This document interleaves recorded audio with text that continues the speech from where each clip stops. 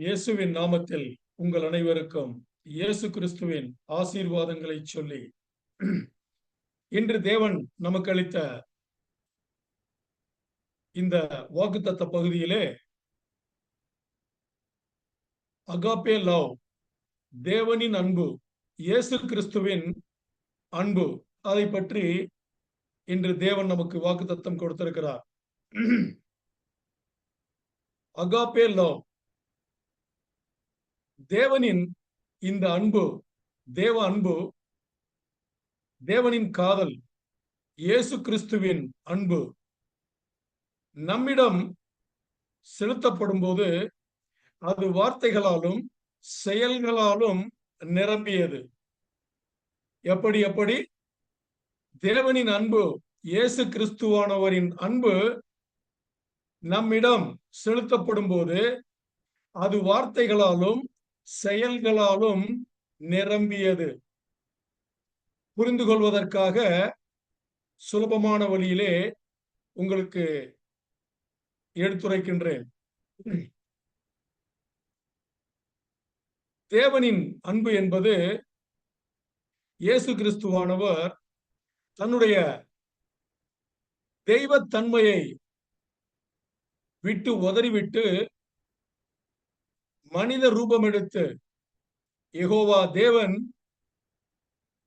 இயேசு கிறிஸ்துவானவர் தெய்வத்தன்மையை விட்டு உதறிவிட்டு மனித உருவத்தை எடுத்துக்கொண்டு பாவத்தின் படுகுழியிலே பாவத்தின் பாதாளத்திலே வாழ்ந்து கொண்டிருந்த நம்மை நாயைப் போலும் பன்றியைப் போலும் பாவத்தின் படுகுழியிலே வீழ்ந்து கிடந்த புரண்டு கொண்டிருந்த நம்மை யெகோவா தேவன் இயேசு கிறிஸ்துவானவர் மனித உருவெடுத்து தெய்வத்தன்மையை விட்டுவிட்டு மனித உருவத்தை எடுத்துக்கொண்டு நமக்கு ரட்சிப்பை கொடுத்து அவரை சிலுவையில் கொண்டு போய் நிறுத்தியது, சிலுவையில் மரணத்தை தழுவ வைத்தது இந்த அகாப்பே லவ், தேவனின் அன்பு. இந்த தேவ அன்பு, இந்த தேவ அன்புக்கு நிதானம் இருக்கிறது. தெரிந்து கொண்டு செலுத்தப்படுவது,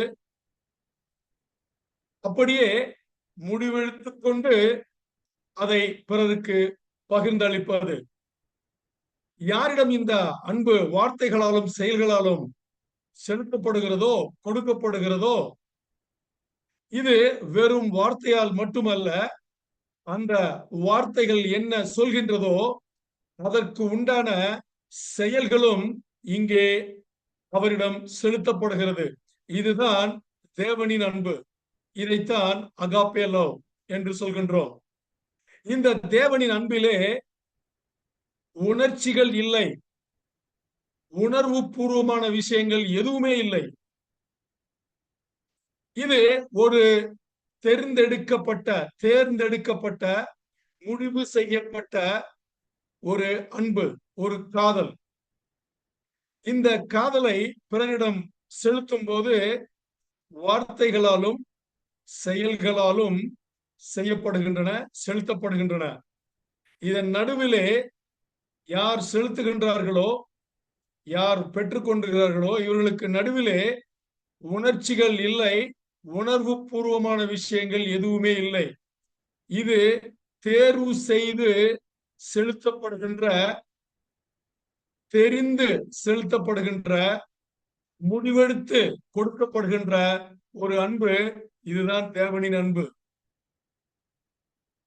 இது ஒரு விதமான முறையிலே நடந்து கொள்வது என்பதுதான் இந்த தேவனின் அன்பு நமக்கு விளக்குகிறது. எப்படி நாம் வாழ்கின்ற வாழ்க்கையிலே, நாம் இப்பொழுது வாழ்கின்ற வாழ்க்கையிலே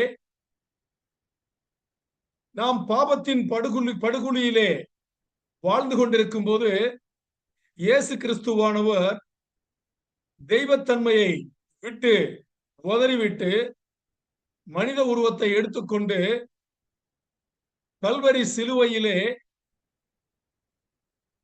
தன்னை தகனம் செய்துவிட்டு தன்னை பலி செய்துவிட்டு நமக்கு ரட்சிப்பை கொடுத்தாரே, அதுதான் அந்த தேவ அன்பு. அந்த தேவ அன்பு அவர் வாழ்ந்து காட்டினாரே ஒழிய சொல்லி சொல்லி மாத்திரம் நிறுத்தவில்லை, சொற்களால் நிறுத்திக் கொள்ளவில்லை, அவர் வாழ்ந்து காட்டினார். அதே விதமாக இன்று இயேசு கிறிஸ்துவானவர் எதை நமக்கு கொடுத்தாரோ அந்த தேவ அன்பு, அதை பெற்றுக்கொண்ட நாம் ரட்சிப்பை பெற்றோம். இப்பொழுது நமது வாழ்க்கையிலே, நாம் வாழ்ந்து கொண்டிருக்கும் இந்த வாழ்க்கையிலே பிறருக்கு இந்த அன்பை நாம் செலுத்த வேண்டும். எப்படி பெற்றுக்கொண்டோமோ அதே வழியிலே நாமும் வார்த்தைகளாலும் செயல்களாலும் பிறருக்கு செலுத்த வேண்டும் என்பதுதான் இயேசு கிறிஸ்துவானவர் நமக்கு செய்தது. அதை நம்மிடம் எதிர்பார்க்கின்றார், அதை நாமும் செய்ய வேண்டும் என்று எதிர்பார்க்கின்றார்.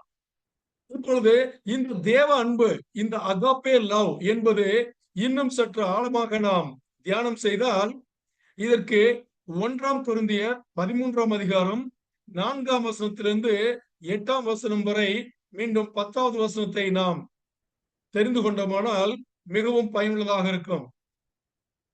1 கொரிந்தியர் 13ஆம் அதிகாரம் 4வது வசனத்திலிருந்து படிக்கின்றேன்.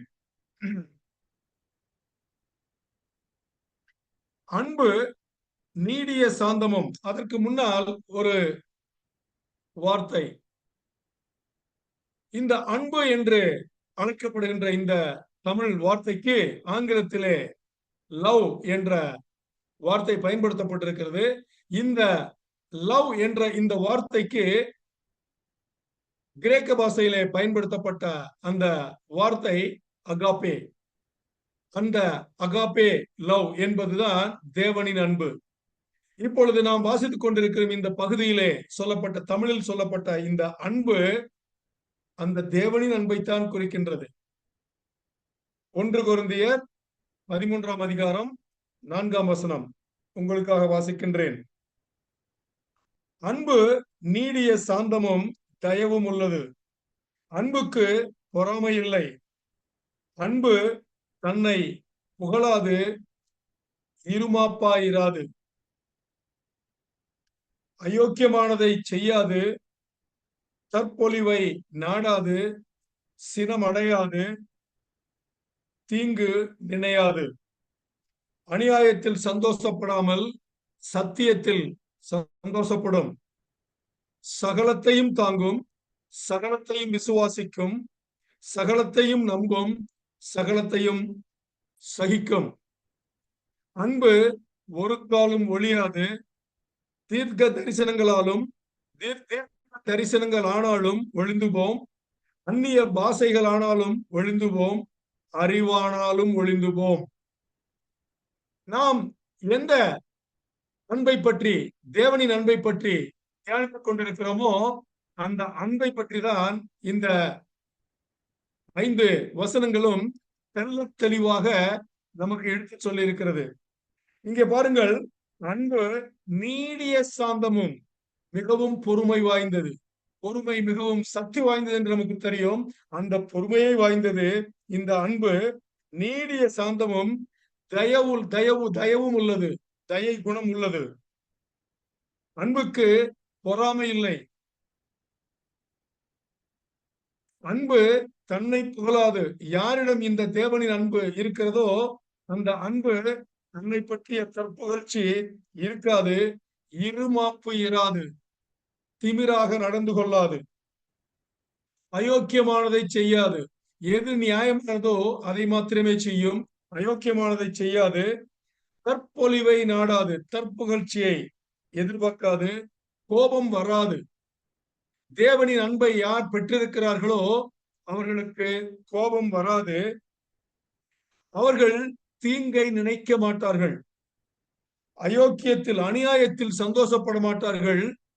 சத்தியத்தில் மாத்திரமே சந்தோஷப்படுவார்கள்.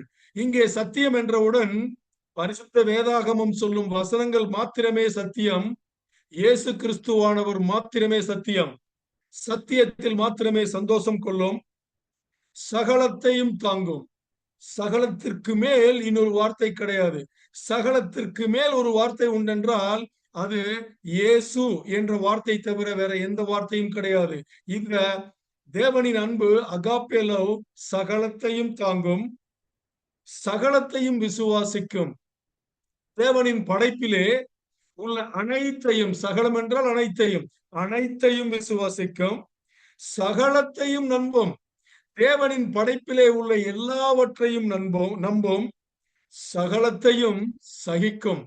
பொறுமை உண்டு, எல்லாவற்றையும் சகிக்கும் ஒரு குணத்தை பெற்றிருக்கும் இந்த தேவனின் அன்பு யாரிடம் இருக்கிறதோ அவர்களிடம்.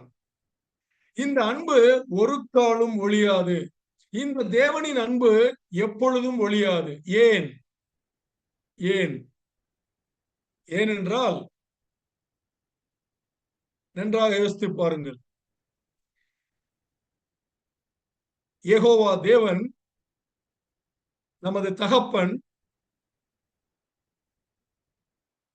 இயேசு கிறிஸ்துவின் உருவத்திலே மனித உருவம் எடுத்து இந்த உலகத்திற்கு வந்து நமக்கு ரட்சிப்பை கொடுக்கும் போது இந்த அகாப்பே லவ், இந்த தேவனின் அன்புதான் வேலை செய்தது. அந்த தேவனின் அன்புதான் இயேசு கிறிஸ்துவானவரை சிலுவையில் கொண்டு போய் நிறுத்தியது. அந்த சிலுவையில் கொண்டு போய் நிறுத்திய அந்த தேவனின் அன்புதான் சிலுவையிலே அவரை மரிக்கச் செய்தது. சிலுவையில் மரித்ததோடு மட்டுமல்லாமல் அந்த தகப்பனின் அன்புதான், தேவனின் அன்புதான் 3ஆம் நாள் இயேசு கிறிஸ்துவானவரை உயிர்த்தெழ வைத்தது. உயிர்த்தெழுந்ததினால் நமக்கு ஒரு உறுதி கிடைத்தது. அந்த உறுதிதான், நாம் மரித்தோமானால் இயேசு கிறிஸ்துவானவர் நடு ஆகாயத்திலே வந்து, மேகமூட்டங்களிலே வந்து நம்மை சபையாக அழைத்து கொண்டு போவதற்கு முன்னால் நமக்கு மரணம் வறுமையானால்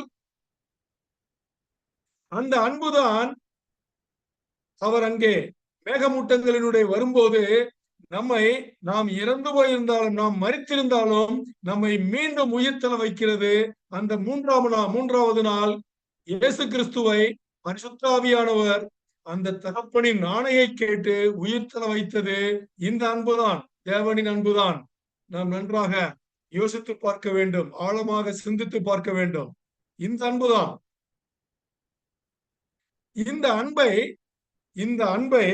இந்த அன்பு ஒழியாது. ஏன் ஒழியாது என்றால், முதலில் இயேசு கிறிஸ்துவானவர் முதல் வருகையிலே இயேசு கிறிஸ்துவானவர் இந்த தேவனின் அன்பை, அகாப்பே லவ் என்பதை நமக்கு வார்த்தைகளாலும் செயல்களாலும் நம்மிடம் பகிர்ந்து கொண்டார். நாம் ரட்சிப்பை பெற்றோம். இரண்டாவது வருகையிலே, second coming, Jesus second coming, இரண்டாவது வருகையிலே அவர் வந்து இந்த அநியாயம் கலந்த, அநியாயத்திலேயே ஊறி போயிருக்கின்ற இந்த உலகத்தை நாசம் செய்துவிட்டு நாம் 1000 வருடங்கள் அவருடன் ஆட்சி செய்யும் போது, இந்த படைப்பை, இந்த உலகத்தை நாம் ஆட்சி செய்யும் போது, அப்பொழுதும் அந்த அகாப்பே லவ், அந்த தேவனின் அன்பு நம்மோடு இருக்கும். அதனால்தான் இந்த அன்பு ஒரு காலும் ஒழியாது. அடுத்து வருகின்ற இந்த வசனத்தின் 2வது பாகத்திலே வருகின்ற அந்த வசனங்கள் இதை உறுதிப்படுத்துகின்றது. தீர்க்க தரிசனங்களால் ஆனாலும் ஒளிந்து போகும். ப்ரொஃபசி என்று சொல்கிறோமே, இந்த தீர்க்க தரிசனங்கள் ஒளிந்து போகும். எப்பொழுது இயேசு கிறிஸ்துவானவர் அவருடைய சபையை அவர் அழைத்துக் கொள்ள வரும்போது, மேகமூட்டங்களின் நடுவே வரும்போது, அப்பொழுது இந்த தீர்க்க தரிசனங்கள் நிறைவேற்றப்படும். 2ஆம் வருகையிலே, second coming, Jesus second coming, 2ஆம் வருகையிலே வரும்போது அனைத்து தீர்க்க தரிசனங்களும் நிறைவேற்றப்படும். இங்கே தீர்க்க தரிசனங்களுக்கு ஒரு முற்றுப்புள்ளி இருக்கின்றது. ஆனால் இந்த தேவனின் அன்புக்கு அதன் பிறகும் தொடரும் என்பதுதான் இங்கே வசனம் நமக்கு மிகச் சிறப்பாக தெளிவுபடுத்துகிறது. இதற்கு பின்னால் அந்நிய பாஷைகளாலும் ஒழிந்து போகும். தேவன் மேகமூட்டங்களுடைய நமக்கு வந்து சபையை அவர் அழைத்துக் கொள்ளும் போது நாம் அனைவரும், விசுவாசிகள் அனைவரும் நாம் அவருடன் இருப்போம். அப்பொழுது அந்நிய பாஷைகள் நமக்கு தேவையில்லாமல் போகும். ஆனால் 10வது வசனம் சொல்கிறது, 8வது வசனத்துல இறுதி இறுதி பாகம் என்ன சொல்கிறது என்று பார்த்தால், அறிவானாலும் ஒளிந்து போம். நாம் இயேசு கிறிஸ்துவானவருடன் இருக்கும் பொழுது நமக்கு இந்த அறிவு தேவையில்லை. அவரிடமிருந்து எல்லாமே நமக்கு வரும். 10வது வசனத்தில் இப்படியாக சொல்கிறது, நிறைவானது வரும்போது குறைவானது ஒளிந்து போம். இங்கு நிறைவானது எது, குறைவானது எது? இங்கு நிறைவானது இயேசு கிறிஸ்துவானவர், இயேசு கிறிஸ்துவானவரின் அகாப்பே லவ், தேவனின் அன்பு. குறைவானது எது? நாம் இன்றைக்கு அவரிடத்தில் அடையாளமாக வரங்களை பெற்றிருக்கிறோமே, அது குறைவானது. நிறைவானது வரும்போது, இயேசு கிறிஸ்துவானவர் வரும்போது, குறைவானது நாம் எதை இன்று அவரிடம் வாங்கி இந்த வாழ்க்கையிலே பயன்படுத்திக் கொண்டிருக்கிறோமோ அந்த வரங்கள், பரிசுத்த ஆவியானவரின் வரங்கள் குறைந்து போம். அப்பொழுது அது தேவைப்படாது. ஏனென்றால் அதை கொடுத்தவரே வருகிறார், அதை நிறைவேற்றுவோர் வருகிறார். அப்பொழுது அது தேவைப்படாது. இதுதான் தேவனின் அன்பு. இதைத்தான் அகாப்பே லவ் என்று சொல்கிறோம். இதை படைப்பிலே காட்டினார். திருத்துவ தேவன் படைப்பிலே காட்டினார். இயேசுவின் ஜனனத்திலே காட்டினார். இயேசுவின் மரணத்திலே காட்டினார். இயேசு கிறிஸ்துவானவர் மேகமூட்டங்களுடைய வந்து சபையை தூக்கி கொண்டு எடுத்துக்கொண்டு போகும்போது காட்டப் போகின்ற அந்த அன்பு, இயேசு கிறிஸ்துவானவர் எல்லாம் முடிந்த பிறகு அவரோடு நாம் இருந்து 1000 வருடங்கள் அதற்கு மேலும் அவரோடு இருந்து ஆட்சி செய்ய போகின்ற அந்த காலகட்டத்திலும் இருக்க போகின்ற இந்த அன்பு, அகாப்பேலோ, தேவனின் அன்பு. இப்பொழுது நாம் அன்றாட வாழ்க்கையிலே பார்த்தோமானால் இதை வாழ்க்கையில் எப்படி நடந்து கொள்ள வேண்டும் என்பதை சொல்லி காட்டுவதுதான் இந்த அன்பு.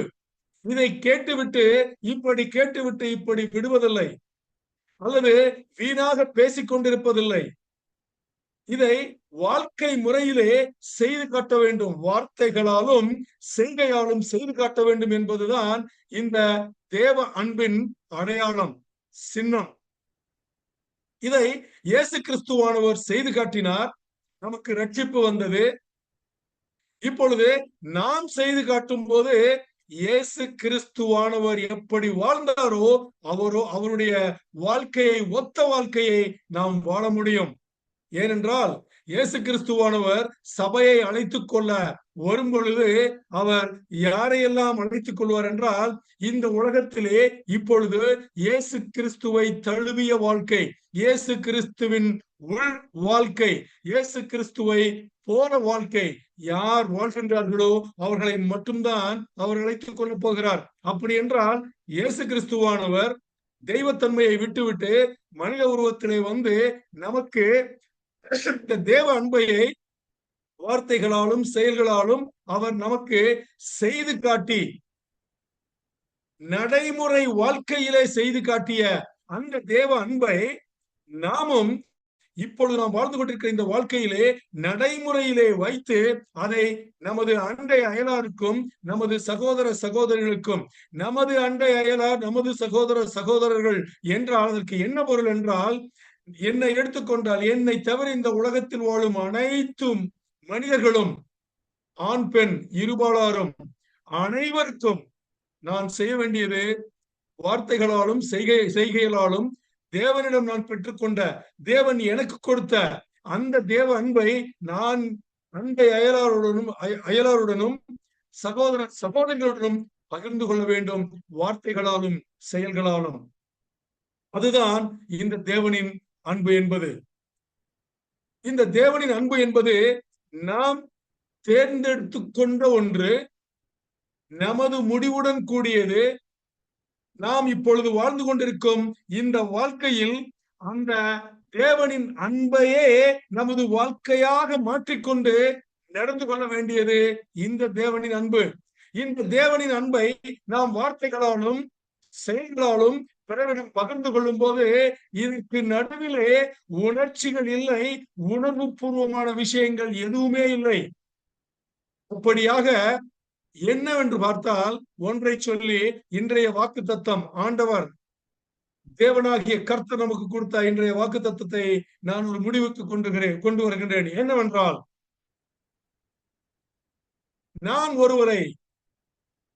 நான் ஒருவரிடம் தேவ அன்பை வார்த்தைகளாலும் செயல்களாலும் பகிர்ந்து கொள்ள வேண்டும் என்றால் அவர்களை எனக்கு பிடிக்க வேண்டும் என்ற அவசியம் இல்லை என்பதுதான்.